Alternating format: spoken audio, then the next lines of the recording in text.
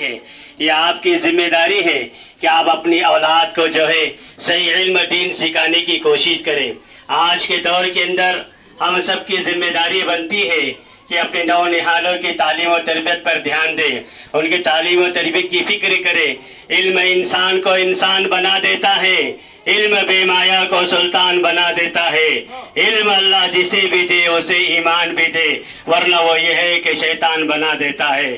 آج کے دور کے اندر ضروری ہے کہ ہم اپنی اولاد کی دینی تعلیم و تربیت کی فکر کریں، ان کی نمازوں کی فکر کریں، قرآن کریم کی تلاوت کی فکر کریں، اور اپنی اولاد کو دیندار بنانے کی فکر کریں، اور اس بات کی زیادہ سے زیادہ فکر کریں کہ آپ کے بچے روزانہ پابندی سے مکتب میں پڑھنے کو آئے، جہاں بہترین اساتذہ کرام بچوں کو پڑھا رہے ہیں۔ یہ بچے آپ دیکھ رہے ہیں، یہ آپ ہی کے محلے کے بچے ہیں، آپ ان کی دیکھیے تعلیم و تربیت کا نظام آپ کے ذمے ہے۔ لہذا تمام ماں باپ سے ہم درخواست کرتے ہیں کہ وہ اپنے بچوں کی تعلیم و تربیت پر دھیان دے۔ اللہ تعالی ہم تمام کو عمل کی توفیق نصیب فرمائے۔